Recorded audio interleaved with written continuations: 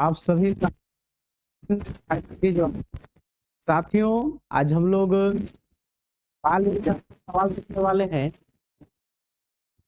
और जेटेड दोनों एग्जाम में आप क्वेश्चन छपेगा इससे। तो आप इस वीडियो को देख लेते हैं तो आप उम्मीद रखिए मैक्सिमम सवाल आपको इजी से दिखेगा। तो याद रखिए साथियों, जेटेड का एग्जाम 8 फरवरी को और जेटेड का एग्जाम 1 से पहले तो आपका स्टडी बाल विकास जिससे यहाँ से मैक्सिमम प्रश्न दिखने को मिलते हैं।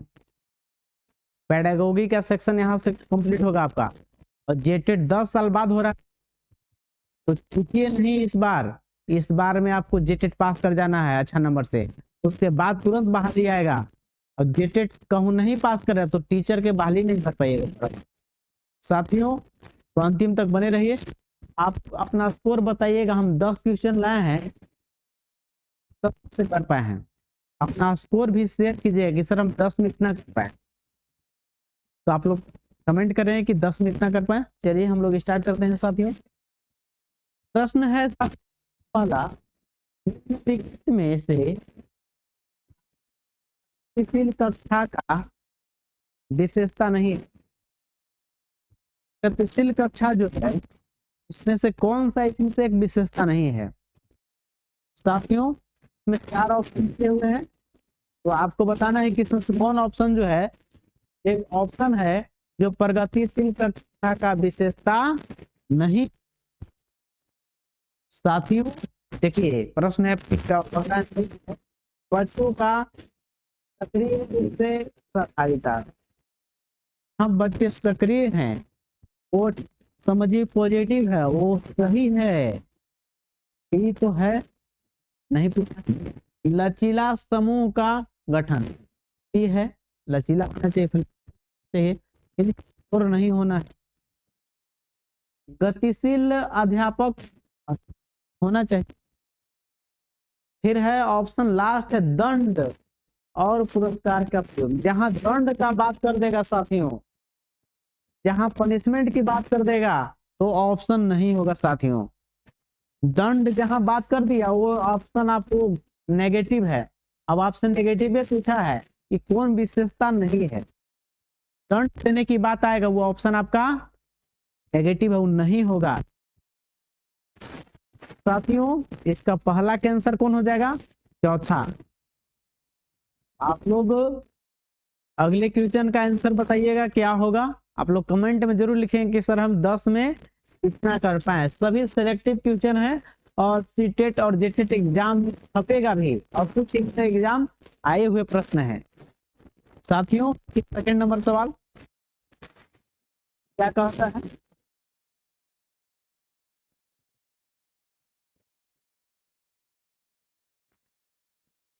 देखिएगा सवाल जो है सेकंड नंबर क्या कहते हैं, निम्न में से कौन केवल वंशानुगत कारकों से खारिज होता है। वंशानुगत क्या होता है, जो माता पिता से अपने पूर्वजों से पर प्रभाव पड़ता है। तो कौन सा साथियों, कौन सा इसमें जो निर्धारित होता है, इसमें कौन सा।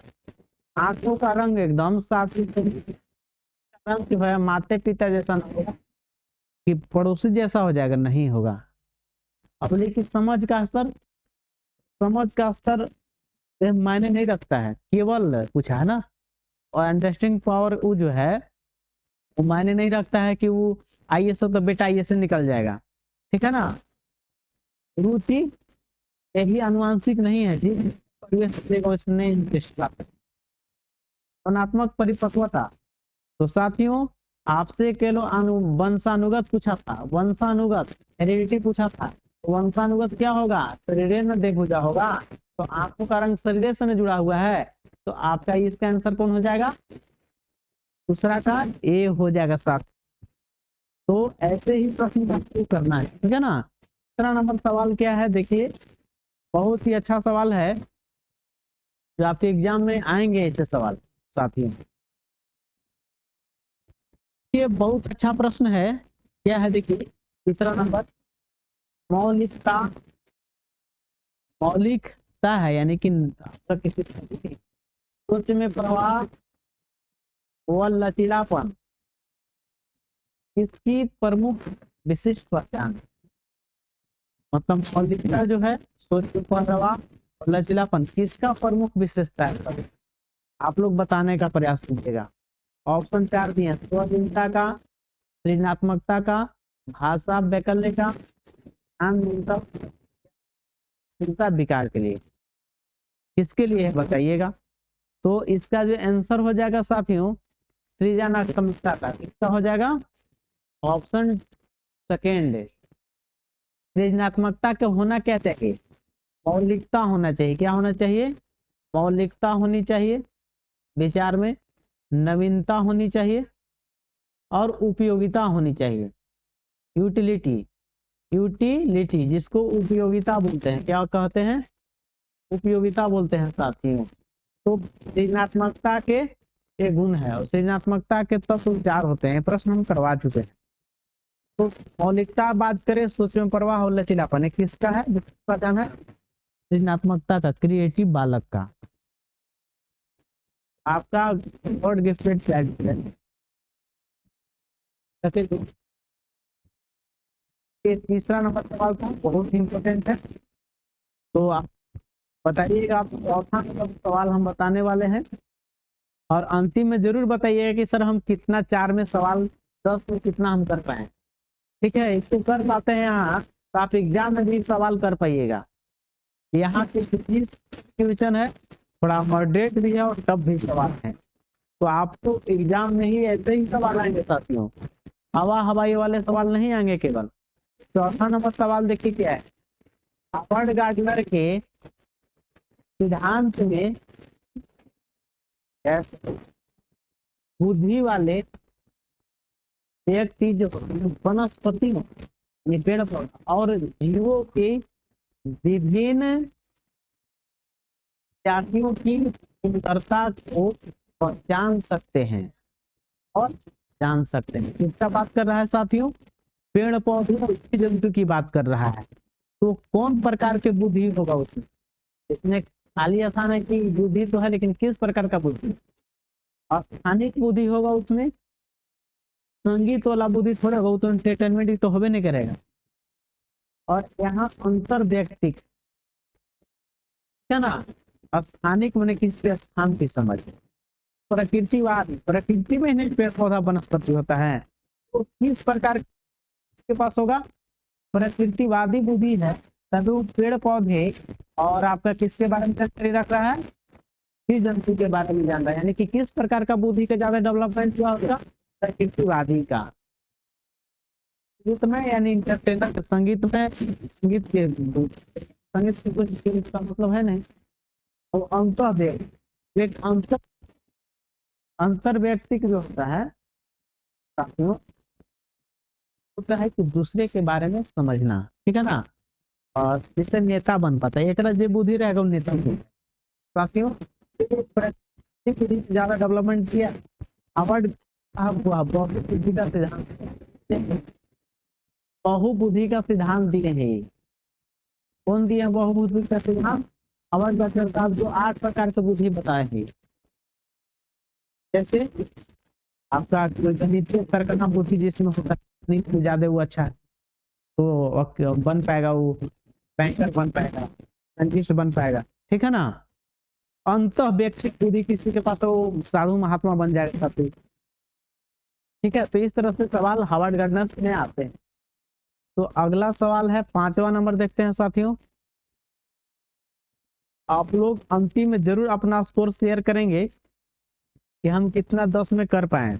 आप लोग जरूर बताएं कि कितना हम कर पा रहे हैं, आपको तैयारी आपको बताएगा कि किस तरह से है। 5वां सवाल है, सीखने के उद्देश्य हेतु आकलन का उपयोग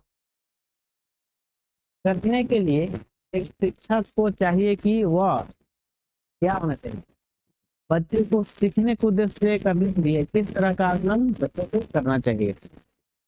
बोला सत्र के अंत में केवल परीक्षा देने के लिए नहीं, अंत में केवल परीक्षा दिए तो बच्चा कैसे सीख पाएगा, सिखाने के लिए बात कर रहे हैं, बच्चे को सिखाने के उद्देश्य से। तो आपको पढ़ाते समय शिक्षण के द्वारा करना हो, केवल जहां करेगा केवल जहां करेगा वो ऑप्शन नहीं सही होगा। आपको बता रहे हैं टैग वर्ड पकड़। फिर है तीसरा, चल रही गतिविधियों में बच्चे की भागीदारी के आधार पर आकलन करें। ठीक है, सभी के लिए अर्धवार्षिक परीक्षा का अनिवार्य करें। चल रही गतिविधि जो है ये पढ़ाई के दौरान चल रहा है गतिविधि, यानी कि पढ़ाई के गतिविधि बच्चे के चल रहा है उसके आधार पर आकलन करेंगे। ये ऑप्शन आपका थर्ड तीसरा हो जाएगा सही। हम बोल रहे हैं कि शिक्षण अधिगम के दौरान, टीचिंग लर्निंग प्रोसेस के दौरान, तो यही गतिविधि के दौरान, तो इससे कौन हो जाएगा आंसर सही हो।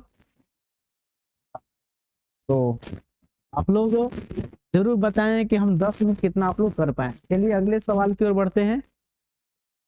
6 नंबर सवाल क्या कहता है साथियों, बहुत ही आसान प्रश्न भी है इसमें और थोड़ा सा मॉडरेट भी रहेगा।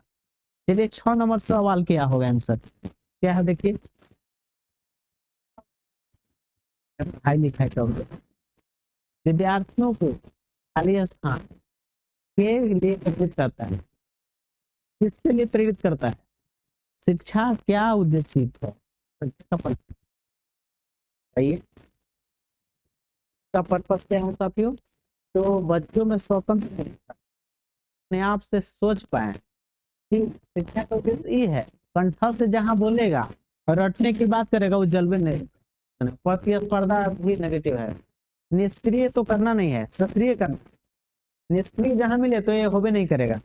बच्चों को सक्रिय रखना है, पढ़ाई को मतलब एक्टिव पॉजिटिव सोचना है। तो स्वतंत्र शिक्षण बच्चे को पढ़ाई लिखाई इसलिए करते खुद से चीजों को डिसीजन ले पाए। जाएगा साथियों तीसरा।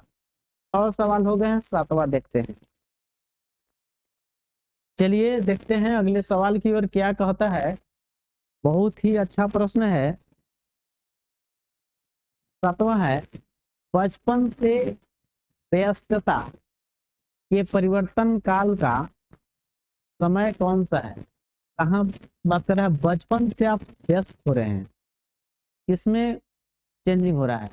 प्रारंभिक बाल्यावस्था, आधुनिक बाल्यावस्था, पूर्व संक्रियात्मक अवस्था, किशोरावस्था। तो साथियों जैसे आप किशोरावस्था में एंट्री करते हैं 13-14 वर्ष में, तो बच्चों में शारीरिक परिवर्तन होने लगता है, दाढ़ी मूछ आने लगता है, तो कौन हो जाएगा साथियों, तो किशोरावस्था साथियों हो जाएगा आंसर ना। याद रखिएगा, बचपन से व्यस्तता का परिवर्तन काल का समय किशोरावस्था। अब 7 को हो गया। 8वां देखिए, आप लोग अंतिम में जरूर कमेंट करें कि आप कितना स्कोर कर पाए। आप 10 में आउट ऑफ 10 कितना स्कोर आ पाया है आपका। 8 नंबर सवाल है, बच्चों के संदर्भ में विकास के अंतर्गत आते हैं। बच्चों के संदर्भ में, चाइल्ड के संदर्भ में विकास में आते हैं केवल गुणात्मक, केवल गुणात्मक नहीं, केवल मात्रात्मक भी है, गुणात्मक एवं मात्रात्मक परिवर्तन दोनों। याद रखे साथियों, ये जो आपका है वृद्धि एक होता है, केवल वृद्धि में एक, लेकिन विकास में दोनों होता है। विकास में दोनों, यानी मात्रात्मक भी होगा और गुणात्मक भी होगा। मात्रात्मक भी होता है विकास और गुणात्मक भी होता है साथियों। वृद्धि को आप केवल माप सकते हैं, मात्रात्मक होता है। वृद्धि कैसा होता है साथियों, वृद्धि जो होता है मात्रा के रूप में होता है। कैसा होता है, वृद्धि को आप कह सकते हैं कि मात्रा के रूप में। किसमें, मात्रा के रूप में होता है साथियों, मात्रा के रूप में। लेकिन विकास दोनों होता है, मात्रात्मक भी होता है और गुणात्मक भी विकास। याद रखिए। तो देखते हैं अगले प्रश्न की ओर। आप लोग जरूर कमेंट करें कि 10 में आप कितना स्कोर कर पाए हैं। बहुत अच्छे सवाल हैं ऐसे, जो हम लोग क्लास लगातार चल रहा है। तो आप एक अच्छे नंबर से पास करना चाहते हैं तो हमारे चैनल को लाइक और सब्सक्राइब जरूर कर लें, ताकि आपको अच्छा से जेटेड का तैयारी हो जाए। यहाँ पे निःशुल्क तैयारी चल रही है। 9 नंबर सवाल है, बच्चों का द्वितीय समाजीकरण के साथ प्रारंभ होता है जब वह स्कूल जैसे स्थानों में जाना शुरू कर देता है। साथियों यहाँ बात कर रहा है कि बच्चों का द्वितीयक समाजीकरण। समाजीकरण में पहला जो बच्चा है वो घर परिवार से और जो उसके निजी कोई जुड़ा हुआ है, निजी पड़ोसी से, जो पहला समाजीकरण जो होगा, प्राथमिक समाजीकरण होगा, घर में होगा, माता पिता से, पड़ोसी से होगा। लेकिन सेकेंड बोला है, सेकेंड समाजीकरण कहाँ होगा? शैशवावस्था में होगा? नहीं, प्रारंभिक बाल अवस्था में होगा साथियों। प्रारंभिक, यहाँ पे गलती कर रहा है, प्रारंभिक होगा ये, पारंपरिक, प्रारंभिक यहाँ हो जाएगी, क्या हो जाएगा? प्रारंभिक बाल अवस्था। तो आपका द्वितीय समाजीकरण कहाँ होगा? प्रारंभिक बाल अवस्था में, याद रखिए सेकेंड। तो आप 9 नंबर, अब लास्ट क्वेश्चन आज के लिए है 10 नंबर। तो आप लोग जरूर 10 नंबर तक बताइए कि 10 में आप कितना क्वेश्चन आप सही कर पाए हैं।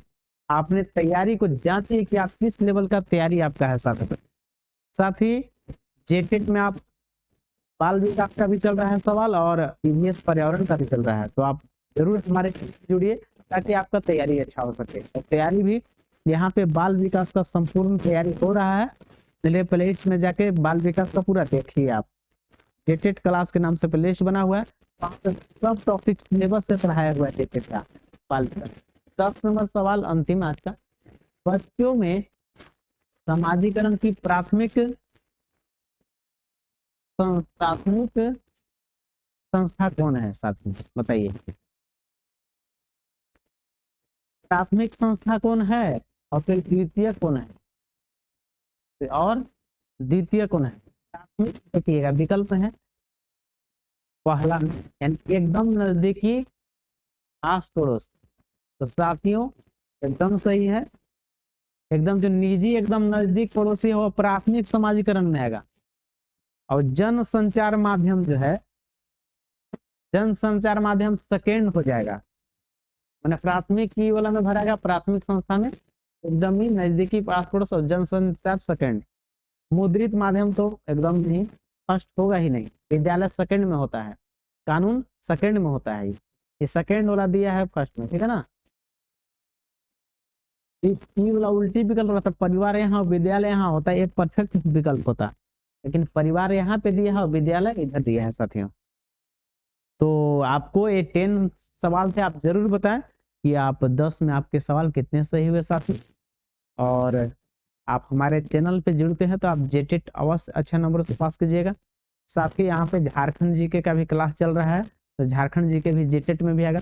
और कक्षपाल, दरोगा, पुलिस, जेपीएससी का तैयारी करते हैं उनके लिए भी बेहद इंपॉर्टेंट क्लास है। तो हमारे चैनल से आप जुड़ते हैं तो आपको पल पल का अपडेट, आपको निःशुल्क तैयारी होगा। तो आप जरूर हमारे चैनल को लाइक और सब्सक्राइब कर ले ताकि आपको आपके पास वीडियो सबसे पहले पहुंचे। आप सभी को धन्यवाद साहब।